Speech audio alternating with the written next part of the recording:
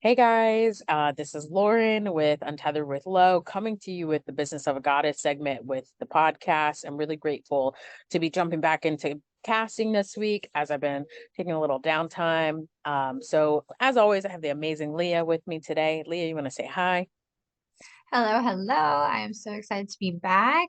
And this is our new moon segment. So excited to, tap into the energy of the Gemini, new moon that we have this month and see what, card messages we get and book messages we get. And then, yeah, just ride the wave of our flow of our conversation, I guess. I'm here for it. Yeah. So I have a retreat coming out with Celeste. It's an elemental retreat. I have it called a call back to home because it's just a reminder that we are all the elements. We are the complete essence of everything that is. And so I had got a new deck called the Elemental Oracle. And it has alchemy, science, and magic, and it's by Stacy DeMarco. And it's a really cool deck, really beautiful. But today when I was shuffling, I one thing I like about it has sigils on there, and I really do love sigils. They're kind of my thing. But today I pulled the lake, and it represents depth. So let's go ahead and read it. The lake, depth. Do not take the shallow or alternative. Dive deep. Do the research. Do not cut corners. You may not be seeing the whole picture, so take your time with the decision. And then the word of power is profound, and it means deep in Latin. Lakes are natural, self contained bodies of water not connected with an ocean. They have their own ecosystem and often contain their own species. Most have at least one stream or two rivers directly flowing outwards. The different classifications of lakes include technically, fluvial, and shoreline, some things I haven't heard before. And those are formed by meteorites hitting the earth, as they are often freshwater. Historically, lakes have attracted human occupancy as they are a water source.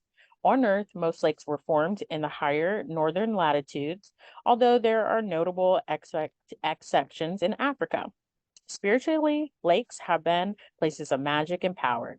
Like Wakanda in New Zealand is said to breathe in and out with the great giant that lies underneath the lake. Um, 20% of the world's unfrozen water is in Siberia.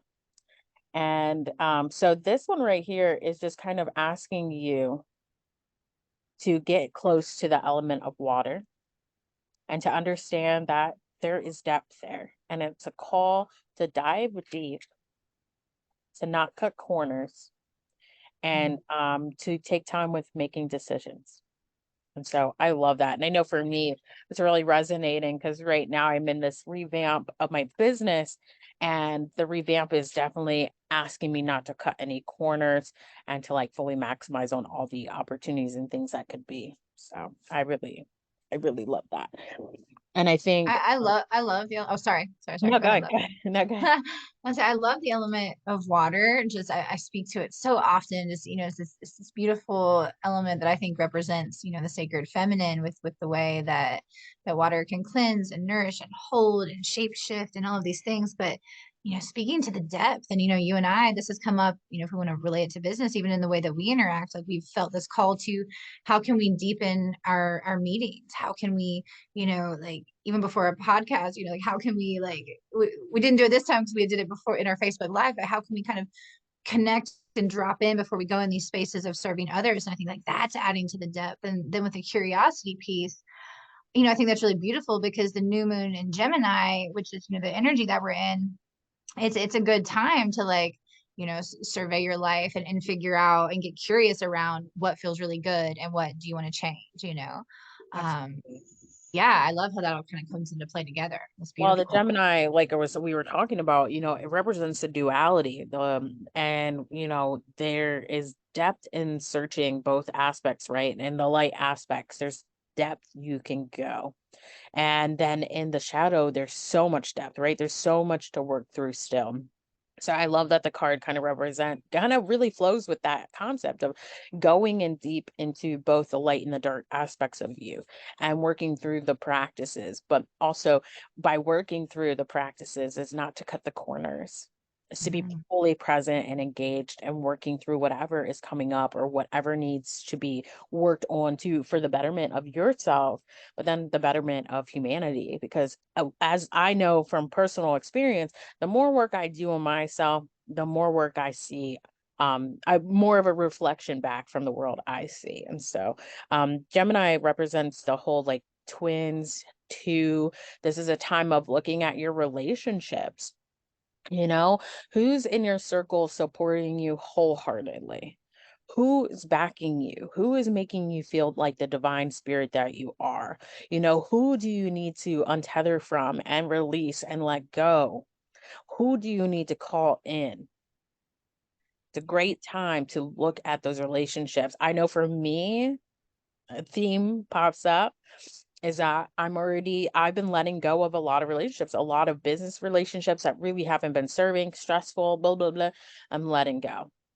I don't Mhm. want to deal anymore. And so I'm continuing to look at my relationships and see, what needs cutting and and the best way to do that. And it kind of goes back to what we talked about in the business goddess is like, if it feels unclear, that's clarity. If it feels difficult, that's the clarity. That's the reminder to release and let go. If it's my friend Sam said it to me a while back. He was going on two different dates. And he said the one girl was very difficult to meet up with, hang out with. When we hung out, it was weird, it was awkward. And then the other girl was very easy to connect with, right? And get things going. And so I think about that a lot. It's like, if it seems difficult at all, just let it go. It's probably not for you. So just that gentle reminder with this Gemini moon, it's a lot about relationship and even the relationship with yourself. What parts of yourself can you let go of that are holding you back? And then what parts of yourself can you be more devotional and loving with? So yeah. And I love the piece of the card that just said like not cutting corners, right? Because I think, be it when you're looking at things in your business that you're wanting to, revamp or get really honest around, or, within your own personal life and how you're interacting with the world and in your relationships, like we can kind of like cut some of those corners. Like, all right, I'm going to go in, I'm going to love on all these pieces of myself, except that super dark place that feels really icky. I'm just going to like, we'll just leave that one there for a bit. Right. Mhm. Um, but if we can, be in that place of honesty with ourselves, whether it's business or personal, then, that what a gift, right? Otherwise, we're really doing a disservice to ourselves and our business. And if it's business related, then our customers and our clients and our, those in our network. So you're worthy of leaning into all those crevices and to, really showing up for yourself. 100%. 100%. You're worth everything your little heart desires. You are worth all the love and magic that's out there in the world. And so I love Mhm. that. Yes, indeed. Okay.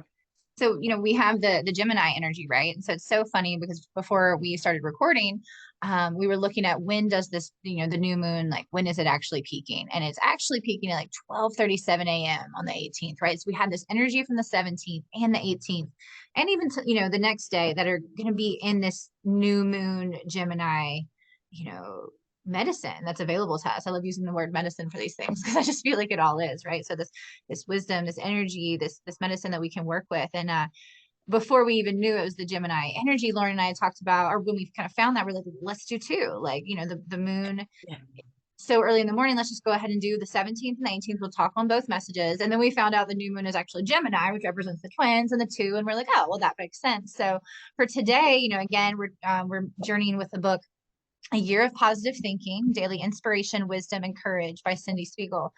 And I guess I'll read the first one. We'll just start with one and we'll talk about that one a little bit and then we'll shift to the other one. But the first one for June 17th, looking back and moving forward. Be careful not to stay stranded in the past.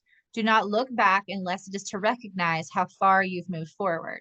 Use the wisdom you've gathered from the past and quietly advance in the direction of your wildest dreams. I love that. I So, mean, I talk about it a lot with people, like anything from your past. Like I deal with a lot of people who are like going through a lot of emotional stress. A lot of times people come to me when they're emotionally stressed. They know I'm a safe space. They say I bring them calm. But what I noticed with them is that a lot of them are looking at the past and they're getting stranded. They're getting stuck.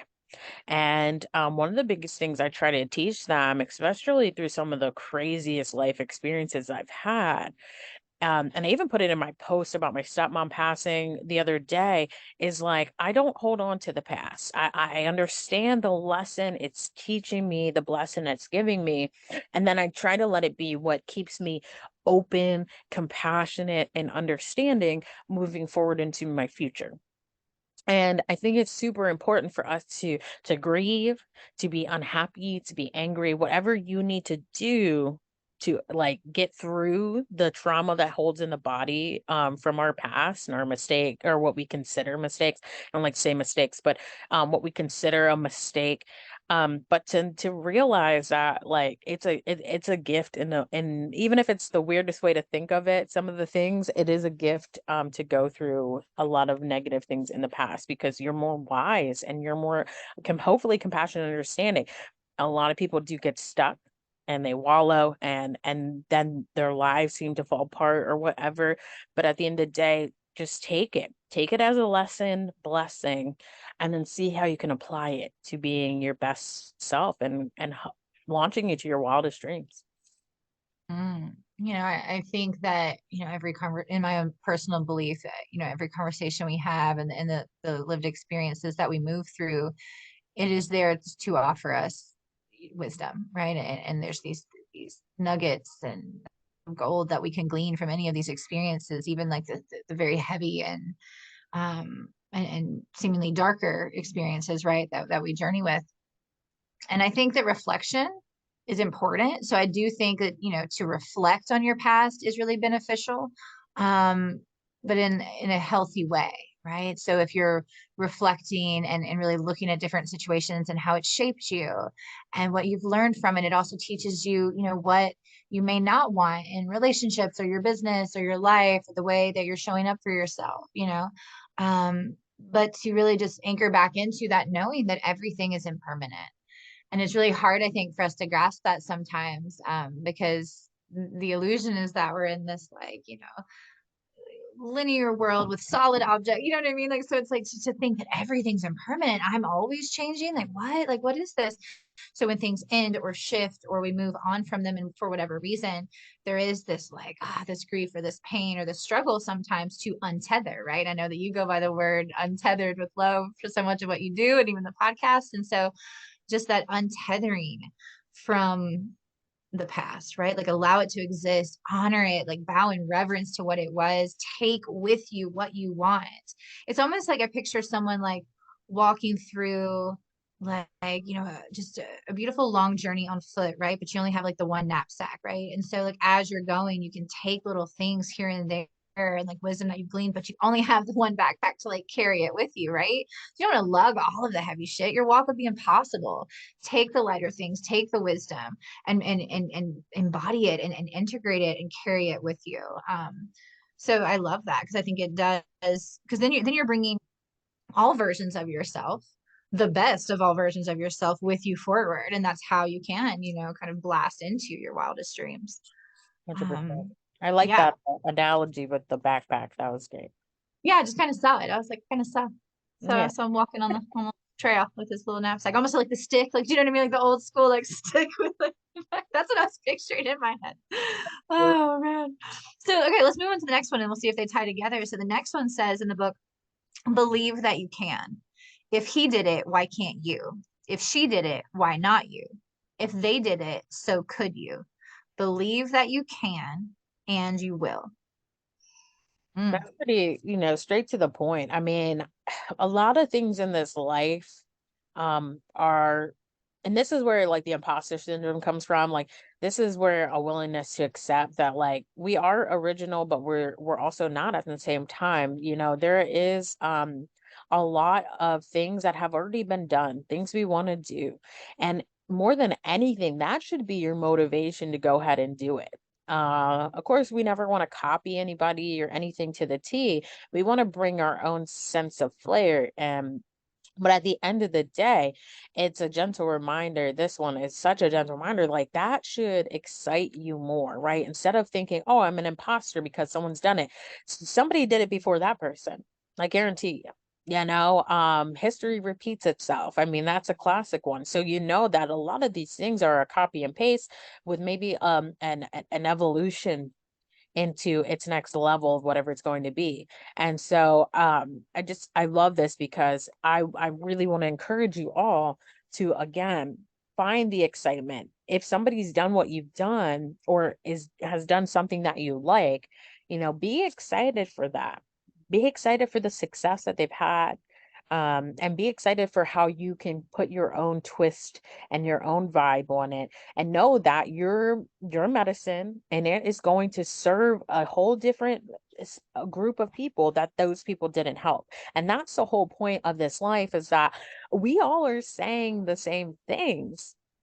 We all really want the same things, but some people can't understand it in the language that is presented, and therefore that's why you're the option. So it's important to remind yourself that yes, people have done things before you. Celebrate them, celebrate you and what you offer and how you're going to bring it. But understand that you speak a different language, and those people who can understand you are going to be attracted to you. Yes. We each offer this unique energetic signature. It sounds cheesy, but it is so real. There is no one else like you. And the way that we communicate things and the way that we serve and present the medicine that we're here to share, it is unique. It is unique. I saw, man, I saw something recently. I think I shared it last night actually, and it said something like, someone can use the same recipe, but they'll never have your sauce, right? Like you bring this like really unique element to everything you do. I I have this conversation a lot. Part of the work I do in my one-to-ones is working with women on the sister wound, and so what that is this conditioned over our lifetimes, generational trauma. If you believe in past lives, even past lives, this conditioning that you know we can't trust women, this conditioning, and through lived experience, that we compete with other women, right? And I love the part, if she did it, why not you? So the conversations that I have is how can we shift away from competition and be in community? And like Lauren, I think you and I are a beautiful testament to that. Even when we lived in the same town, like we do so much of the same things, and we work with women, well, men and women. We hold sacred spaces, we do ceremony and circles and retreats, and then we joined forces, and like now we're doing a retreat together. And like, you know, can you lift someone? Can you look at someone? Like, let's say you are triggered by someone that's doing something, and you're like, like I wanted to do that, but this person's doing that and they have all of these things. Like, how can you, really sit with that and be like, how can I celebrate this sister or this person? Like, what is it about her that feels inspiring? And where is that within me? Right. And it does not mean by any means to replicate what people are doing. But, if this person is inspiring you or you're having something come up where it's like, I'm not as good as, well, look at what's lighting you up about that person and then find it in yourself because it's there somewhere. They're your reflection, what you're seeing. Or if it's a trigger, then if it's not showing up in yourself, how can you cultivate it in yourself, right? Be it beauty or leadership or the way someone's speaking or whatever it may be, Um, but I've seen over the past, several years in doing this work with women, I've seen women shifting away from the competition and into the community. And it's incredible because we are unique and there are billions of people on this planet that are seeking all of the medicine that all of us have to offer. And exactly like you said, we all deliver things in different ways. And if you can just stay true to you and stay like in your lane and pour into yourself, tap into your own creative energy, and then express from that place, the people meant for you, will find you. For example, like with women's circles, for example, because I know that's something we both do. You and I could have the same topic, the same format of a circle, go hold it side by side, and the medicine's going to be different in that space. And that's with anything that we do in the world, be that you put out a product or whatever it might be.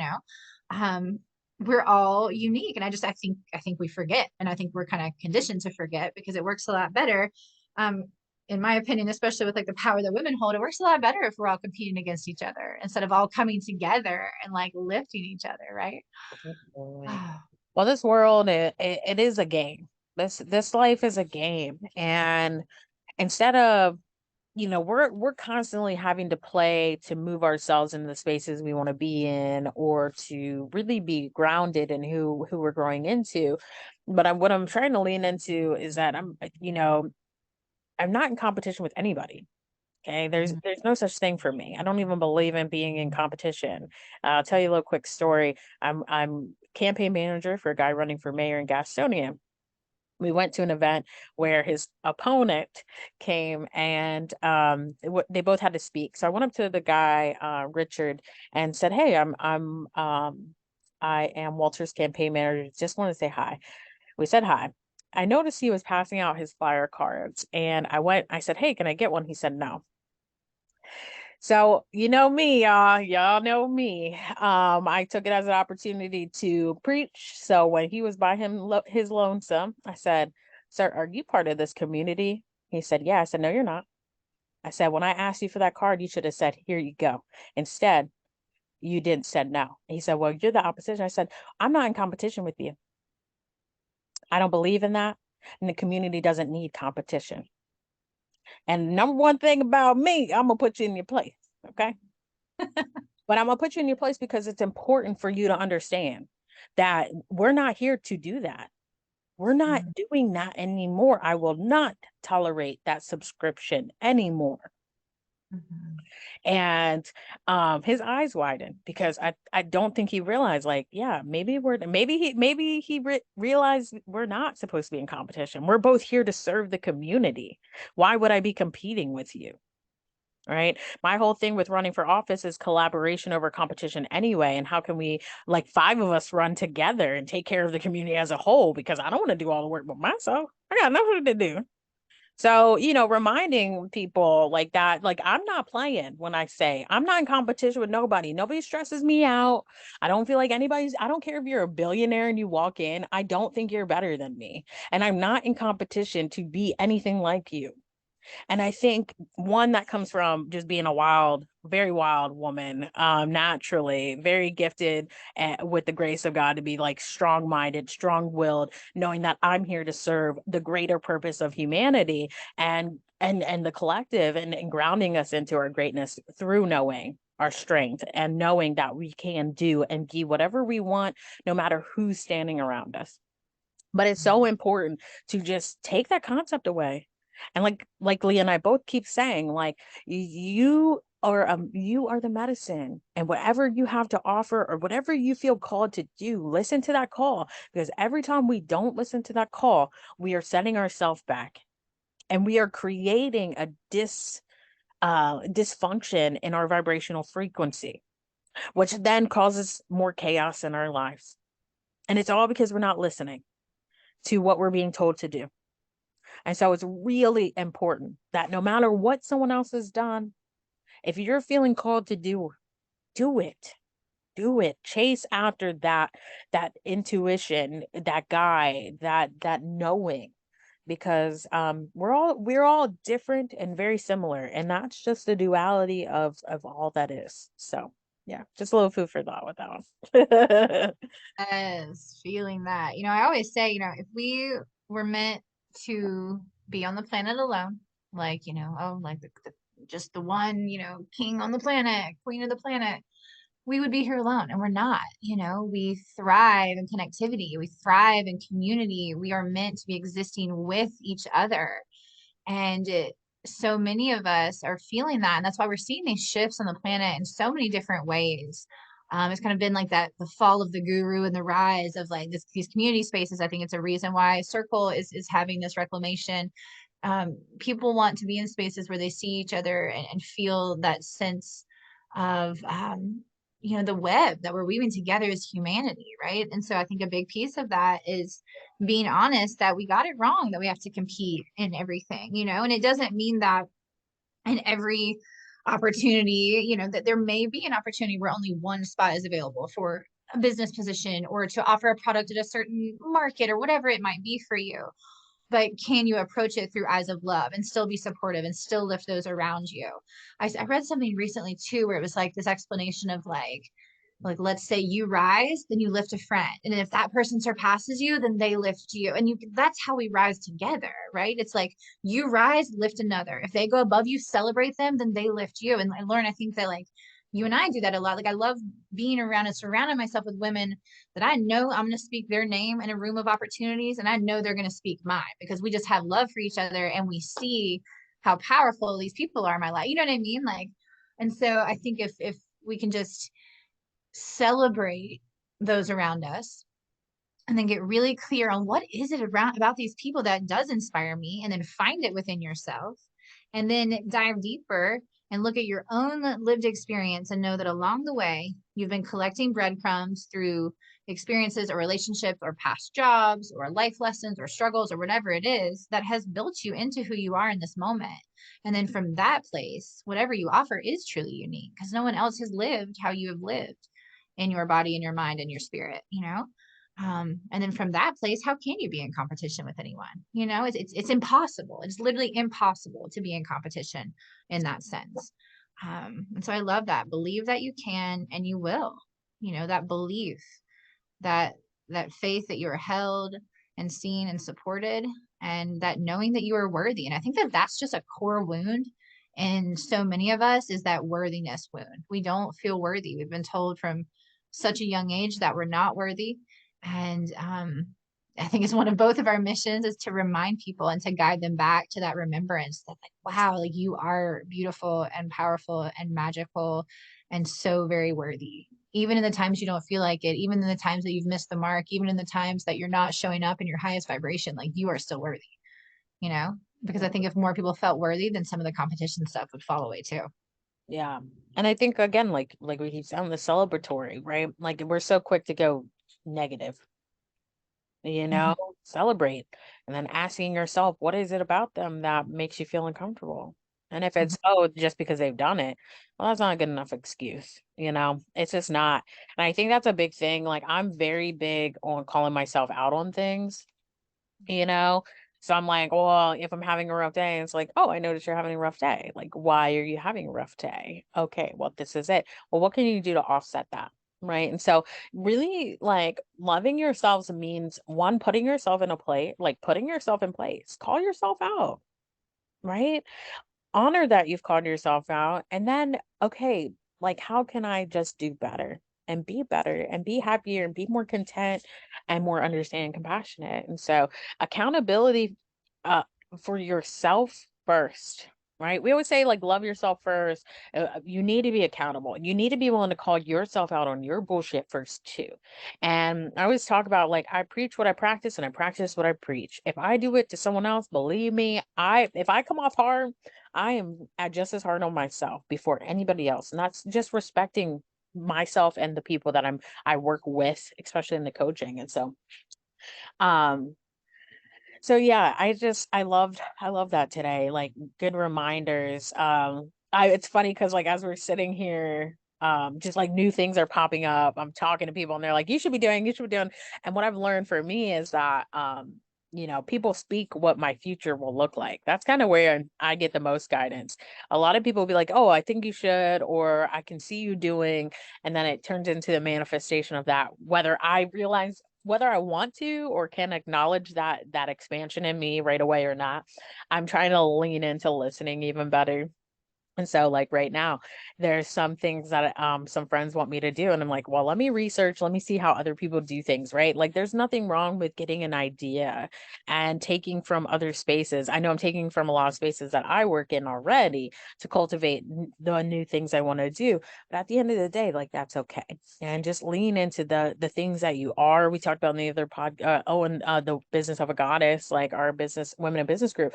Like right now, we're trying to find clarity and it's such a perfect time it's always a great time, but right now is a really great time because, summer's coming, right? And right now, kids are growing, right? Our lives are changing, season is changing. So anytime like season change comes, this is a great time to reevaluate and get clear. Season change is always kind of like that time when you should sit back, gain clarity. And so right now with that, I think a lot of us are just moving through such a hefty space in our life, in our businesses, and in our family. So take time to get clear. I love that theme for the Women in Business group that we run. I'm seeing it in my life. And I want to just encourage you all to jump into that clarity time, that time to really ground into yourself and expand out into the world. And it goes so perfectly. We are about to, reach the summer solstice, right? So the longest day of the year, this time that has been celebrated for thousands of years, where we're honoring the light of the sun and all that it brings to this planet, through that light. And then also the light within each of us. And, really honoring that we do have this divine spark within all of our hearts and everyone else on the planet does as well, right? And so I think that that's really beautiful, again, to always come back to our connection with Mother Earth, the cycles and the seasons, the cycles in ourselves. And I love how that really all came together today, because we all hold such a beautiful light, and it's just taking the time to honor that, to get to know that, and surround yourself with people that can reflect that to you and can lift you in the moments where you can't see it. Because sometimes we just can't see our own light. So I love that you brought that up, that, to have people in your life that are like, oh, like, I know things have shifted, but I can see you doing this, or like, I mean, you've spoken words of light into me so many times. And so, really evaluating, we're in this energy where the Gemini new moon's wanting you to get curious, and the Gemini is about relationships as well. So looking at your relationships, like, are there people in your life that can help you see your light when you can't see it? And then are you being that for others as well? But I think this was a beautiful conversation today, with the first prompt about, looking back and moving forward, and really, understanding that it's all impermanent. We're all here on this planet in a journey that is constantly shifting. We're constantly changing. But the one constant is that we are light and we are worthy, like, regardless of where we are in the experience. And so, yeah, I love these conversations so much, because it's like I just leave with like such an invitation to dive deeper into myself.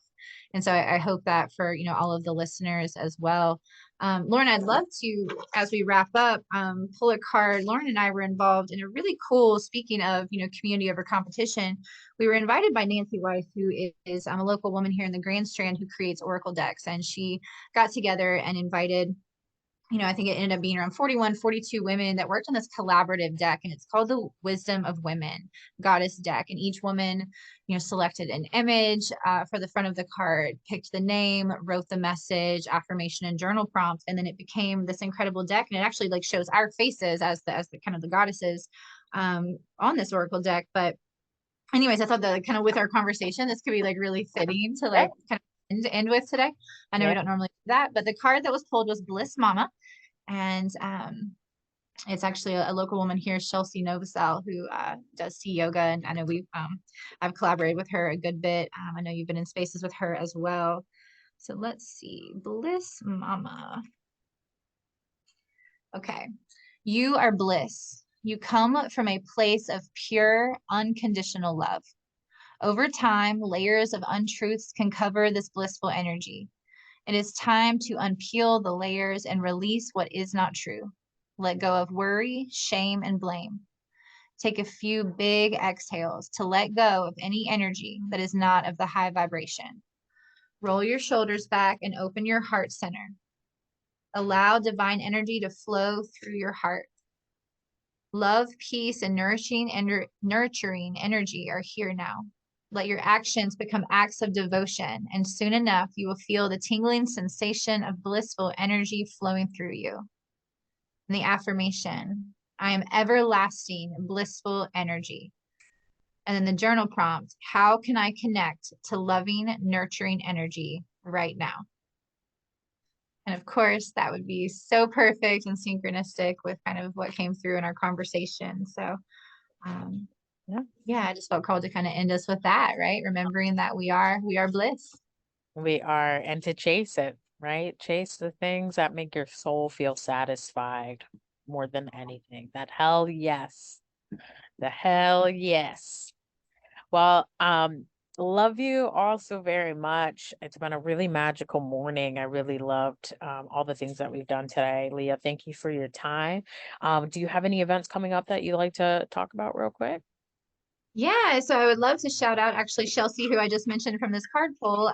Chelsea Novosel, Nikki Schaefer, and I have come together and we are hosting a summer solstice gathering here in the Myrtle Beach, South Carolina area. It is going to be on the solstice, so Wednesday, the 21st at 6:30. We're doing it at Unity Myrtle Beach. There's this beautiful location with just massive trees, and we'll be outside. There is an indoor location if it rains, open to men, women, and children, and it's completely donation based. So we're going to do some kirtan. We're going to do some ecstatic dance. I'm going to lead us in some ceremony. And then our dear friend, Allison McKellar Clardy is going to come in and with me, she's going to be kind of holding the bones with a drum, but we're going to do the ancient spiral dance. And so it's going to be a really just beautiful celebration of the light of the sun and the light within all of us. That sounds like so much fun. Anything with Allison too. You already know it's gonna be a good time. So, and for me, just I have a women's hangout at Lotta Plantation. It's a little nature reserve, just inviting any women in Charlotte who want to just connect in sisterhood. Nothing's on the agenda other than to just be. I'm trying to create a space where that's there, right? We do the work when we have circle, and then we create space for us just to have time together. And then the next circle will be July 3rd. And then I have a retreat with Celeste end of July. So if you're interested in knowing any more about those things, you're welcome to find me on Instagram at Calloway, Calloway, the number 4 president. Find me on Facebook, Lauren Calloway. And yeah, I'll put the links for that down below. And Leah, where can they find you, hon? Yeah, so you can find me on Instagram, Leah in Light, and then on all other platforms, Her Sacred Circle. So I have Her Sacred Circle on Instagram, Facebook, YouTube, all the things. And if you're looking for like a free sisterhood space, there's an incredible community that Lauren and I are a part of called Her Sacred Circle Goddess Collective. And then, of course, Lauren and I also on Facebook have our business community, which is called The Business of Being a Goddess. And then late September, if you want more of these conversations, but in person, Lauren and I will be doing our Rewild retreat. So I wanted to make sure to mention that as well because I'm so excited. I know. September 21st through 24th at River Island Adventure. So yeah, so much coming up. I'm ready for it. Me too. So much expansion this year. I'm really proud of both of us for all the work that we keep doing in the community and for ourselves. So, well, I love you and I love everybody that listens. I appreciate you for tuning in and we'll talk to you soon.